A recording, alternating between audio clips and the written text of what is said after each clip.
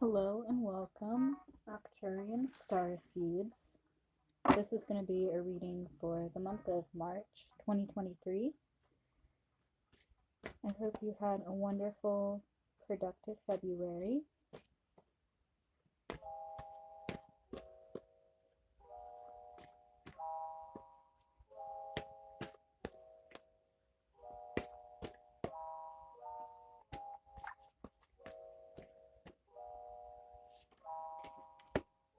Martyr, Lady of Masks, and the Traveler.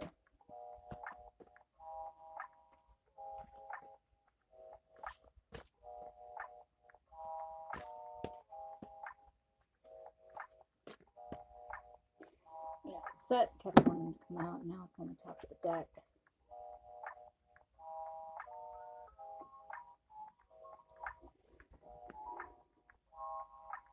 So we have set.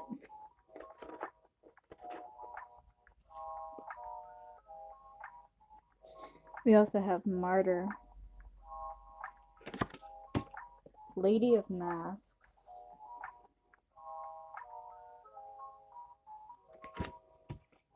and the Traveler.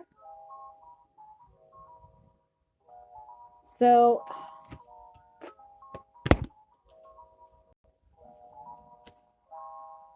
I think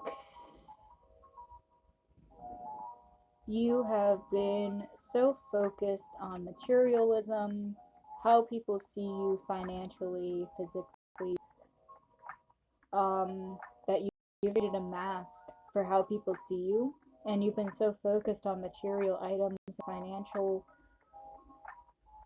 things that don't necessarily contribute to actual evolution of your spiritual and starseed self, that you have forgotten what makes you happy, forgotten what drives you, your motivation, and you don't necessarily understand yourself because you've allowed these material wants and desires to be your compass instead of your heart and soul being your compass. And with the maestro being underneath of set, I think this month you're finally going to be separating yourself from what is material and temporary, and you're going to refocus your direction and your life compass on what is permanent and what actually builds your evolution, your focus, your life path, what it is that you came here to come to do. And I think by doing that, it's going to allow you to find self leadership in yourself. I think you're going to find yourself in either a new job or a new pathway that you didn't really think made you happy, but it did. Because when I see exile here with the Leper King underneath and Arthur underneath of that, so this is like where the path of materialism was leading you. It was leading you to loneliness. And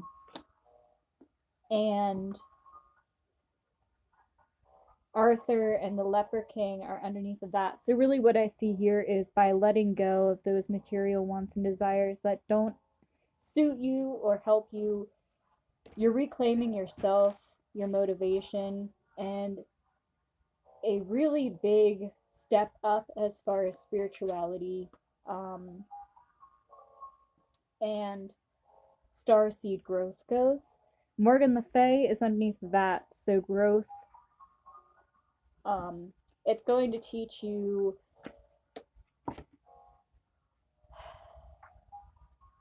self-control, and this could be with finances. It could also be maybe you're changing like your health routine as well, letting go of toxic habits and behaviors, and the prince underneath of that. So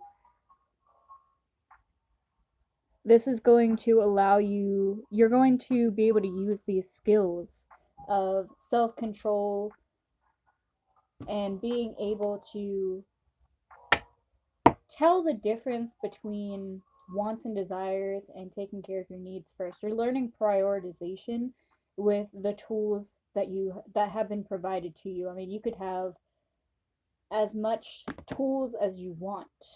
They can send you everything that they have as far as your guides and spirituality, the god, the goddess, however you identify, your spirit guides, your starseed guides. But if you're not using those tools properly, it's not really going to help you. So now you need to learn how to use the tools that they're providing, not only to help yourself, but to help the others around you as well.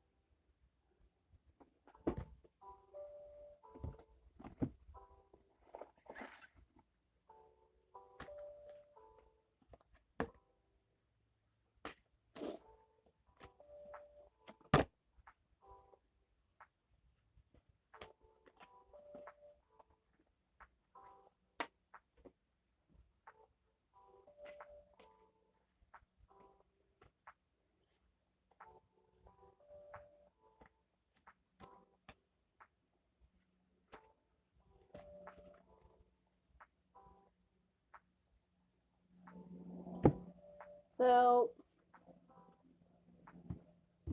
we have Mount Doom on top. The Great River Anduin was underneath of that. So I think you're moving from Old Man Willow underneath that. So you're definitely going to be receiving knowledge because Forbidden Wisdom also came out in the other deck.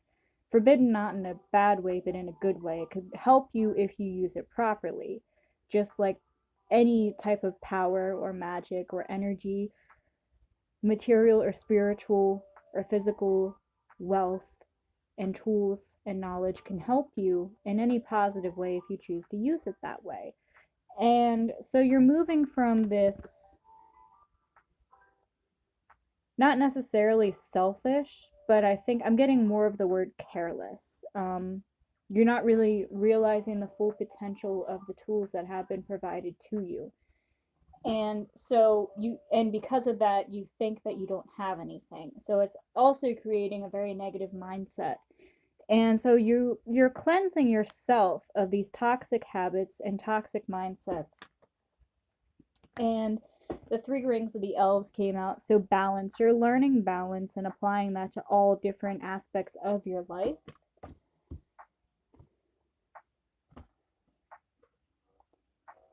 And I think by cleansing yourself of these toxic habits and mindsets, you're going to find yourself either with a new friend group or a new job or both.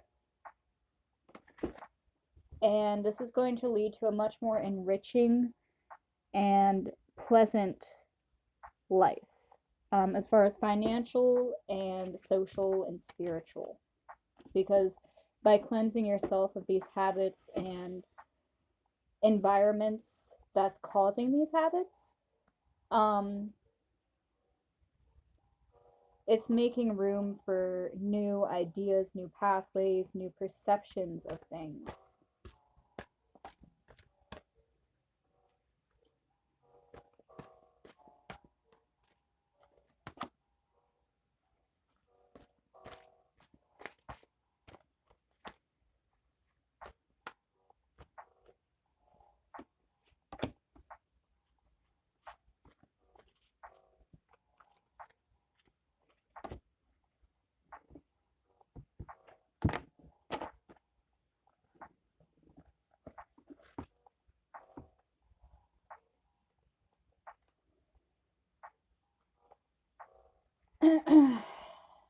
So we have 8,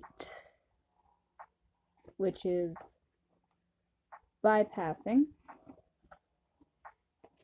If you have drawn this sigil, what you do not see is that you are bypassing in this situation. Bypassing is a coping mechanism that leads you to believe that actual resolution has taken place when it hasn't. Bypassing or whitewashing is the act of using beliefs that avoid facing or feeling painful feelings, unresolved wounds, and unmet needs. It is a state of avoidance because it is a state of avoidance Because it is a state of avoidance, it is a state of resistance.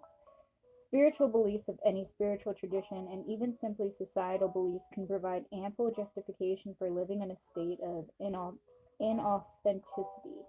They can all provide justification for avoiding the unwanted aspects of one's own feelings and a state of being in favor of what is considered to be a more enlightened or virtuous state of being. In today's world, we have little tolerance for working through our pain. We much prefer instantaneous solutions that involve numbing out pain, instant gratification. When we whitewash over our issues and try to avoid them, it is a premature and false transcendence. It is dangerous because it sets up a major division internally. It creates a definable split between where we really are and where we think we should be. It enables us to lie to ourselves and delude ourselves and live our lives through the projection of a false self. This is not integration, this is selective identification. When we have been hurt, we so often suppress, deny, and disown the part of us that feels those raw, unresolved feelings and identify with a coping part of ourselves that is beyond it all. We cannot heal unless we are willing to admit to where we are and who we are. Bypassing is like breaking your leg but being unwilling to admit to it. Putting a plaster over the compound fracture and trying to continue forward anyway. If you have drawn this sigil, you may be using positives to deny, reject, or disown negatives. For example, you may be using higher spiritual truths to invalidate the parts of lower dimensional reality that you find unpleasant. You may be convinced you are somewhere you are not. Ask yourself these questions. In this situation, am I avoiding the fact that I feel like I am deficient and not good enough or bad by creating a persona of a spiritual transcendent person? Am I using certain beliefs to avoid my pain or problems? Do I feel like the spiritual me is different from the embodied me? Am I using a belief to justify an insecurity within myself? Am I using spirituality, or anything else for that matter, to avoid looking at things in my reality that I would rather think didn't exist?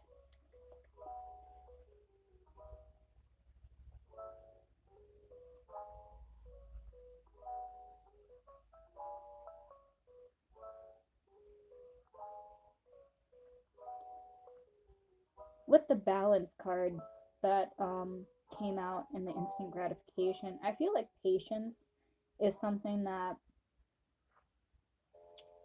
maybe you need to practice and build on. Patience isn't the ability to wait for something, it's the ability to maintain a positive mindset and be at peace while waiting. 57 is the next one that came out. Blinding optimism. If you have drawn this sigil, it means that in this situation, your optimism is blinding you to actual reality. Optimism is associated with many positive things, such as increased success, better physical, emotional, and mental health, increased life expectancy, and better recovery from adversity. Having a positive outlook is a positive thing. It is a positive thing until you are using it to deny the negative. This makes positivity nothing more than illusory denial. It may benefit you to also spend time accepting the energy of Sigil 10 and coming to understand its message just now. When our motives for being optimistic take us away from awareness, our positive distortions of personal attributes, capabilities, and estimation of the future can and usually do lead to negative outcomes. For example, optimism often gives us a flawed perception of risks, and those who underestimate risks do not take necessary action to avoid them. We may be using a whole host of coping mechanisms and mistaking them for something good because they are causing us to feel optimistic. We may be using optimism as a coping mechanism in and of itself. If we are doing this, chances are that we are using optimism to avoid the feeling of helplessness. Positive focus does a lot of good, but there is one enormous caveat to that rule, one massive exception. Positive focus works on everything except the things you're trying to use positive focus to avoid. Another way of saying this is positive focus works, except for when it is used as a tool to enable our resistance. It is a guarantee that whatever you resist will persist. The question to ask yourself in this scenario is, what would I do differently if I knew my optimism were misguided in this scenario? There are times when optimism pays off. This is not one of those times. You are currently using optimism to avoid seeing what is real, and you are about to make choices and take actions based on something other than reality.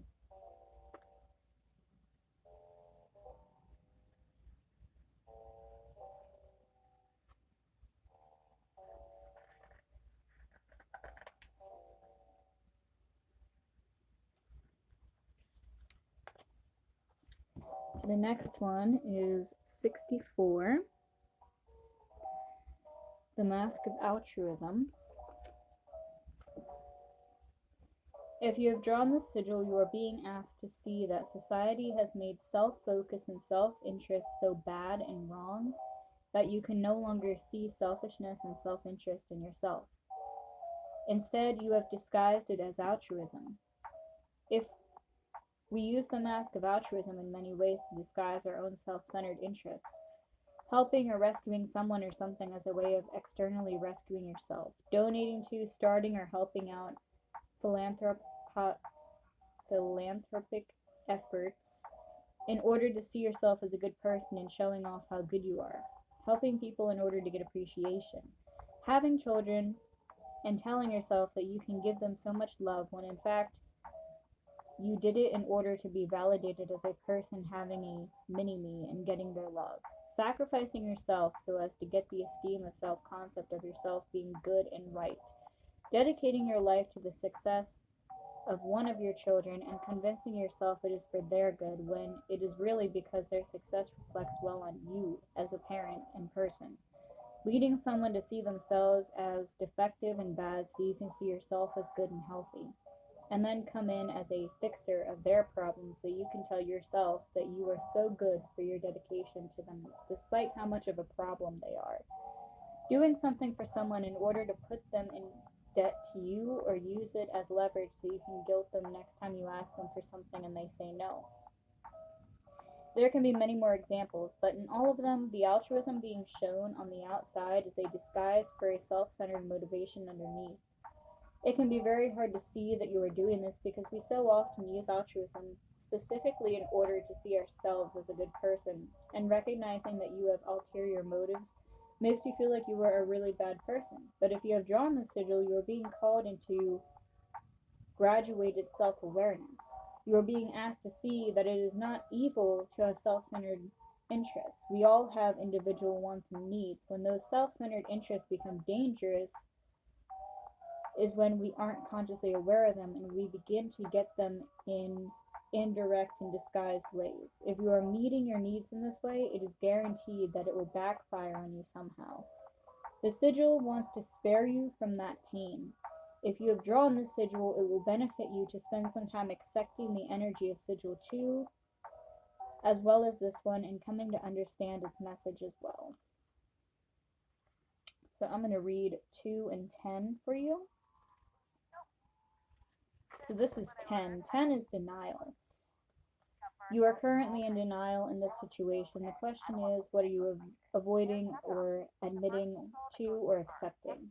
The denial is refusing to accept or admit to the truth of a reality of something unpleasant.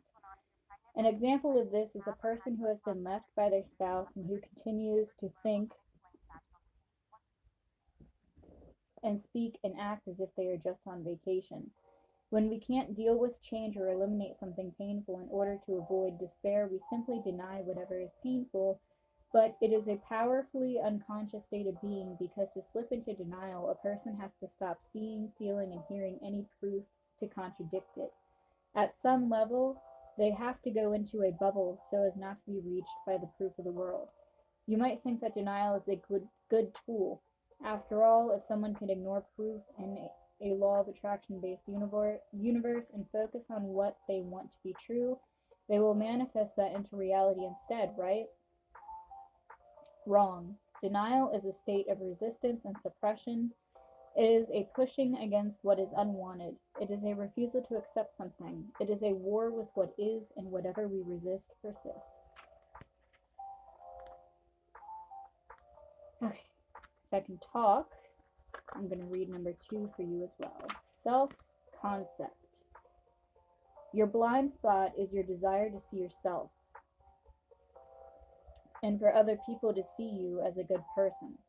The ego is the singular identity that you call by your name. It is an amalgamation of all things you identify with.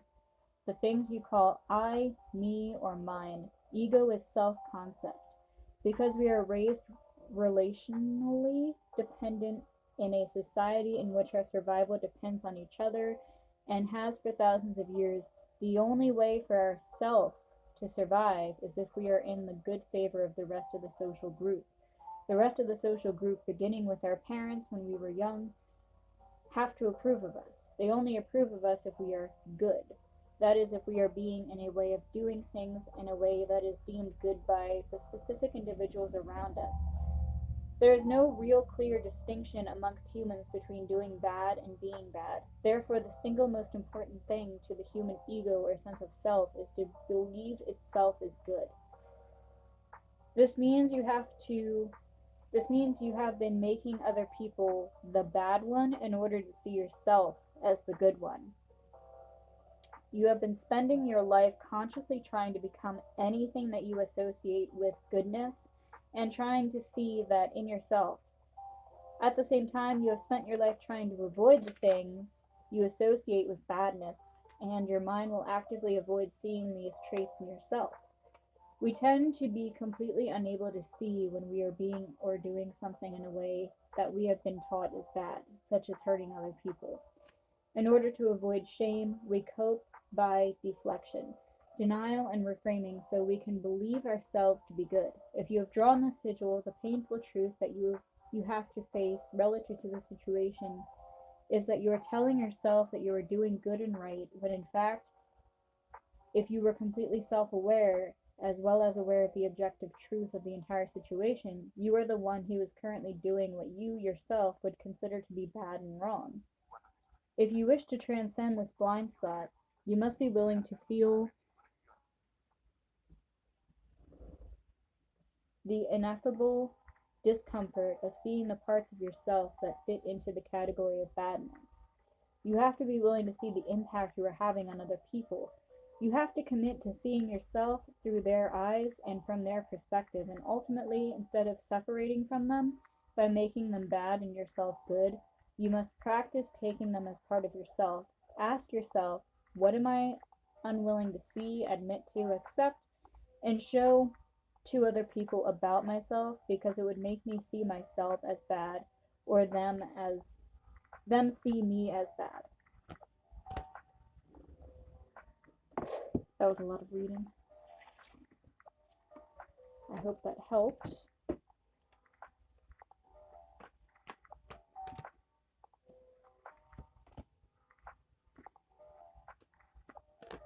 Ooh.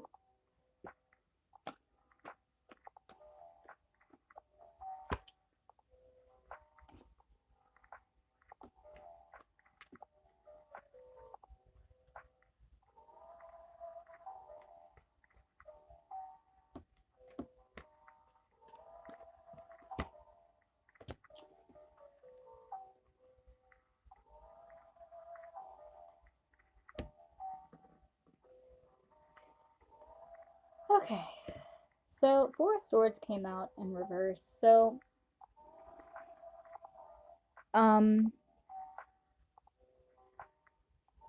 this lack of ability to move yourself to a better place by accepting and seeing these faults and healing them and growing from them, you're moving from that to actually making positive moves. Seven of Swords came out in reverse, so you're no longer making excuses, procrastinating, and setting yourself up for failure, essentially. You're not doing that anymore.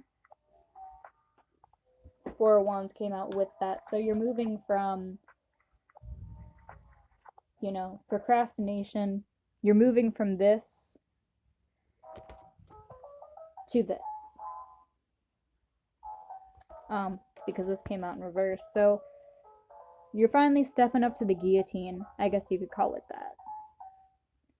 Like, I almost get like a justice card with these two combined. I'm kind of getting that feeling of like a justice card.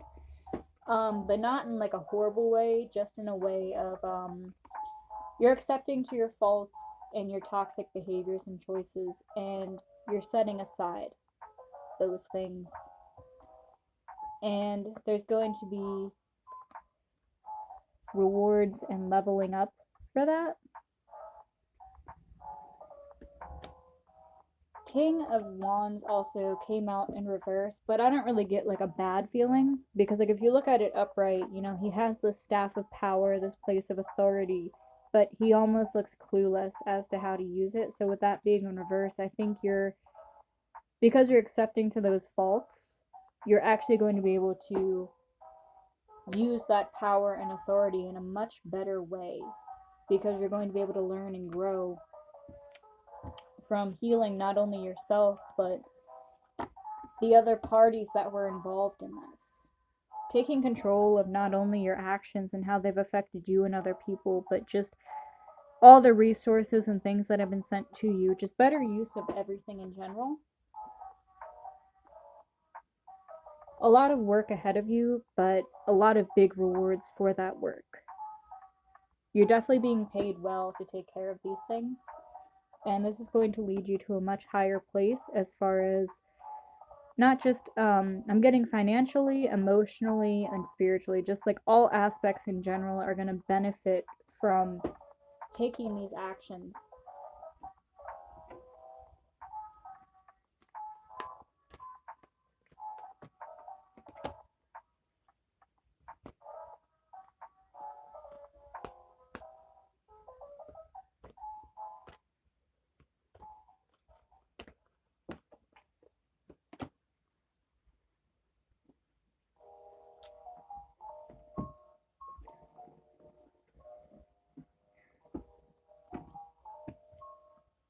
When I feel blocked, emotionally distressed, or overwhelmed, I turn to my breath. To relinquish control, I simply let loose and allow myself to be more childlike. As an adult, sometimes it can be hard to remember what it's like to be a child. And something that might help you is lowering your expectations of yourself, and not in like a bad way, but like maybe not micromanaging your life, or micromanaging the expectations that you have for these different categories within your life, whether it's financially, emotionally, spiritually.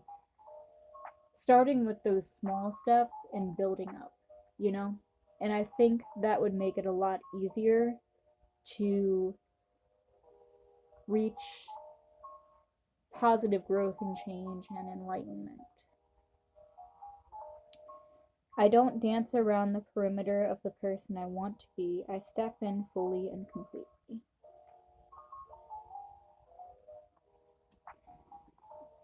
Hopefully that helped, and I hope you have a wonderful March.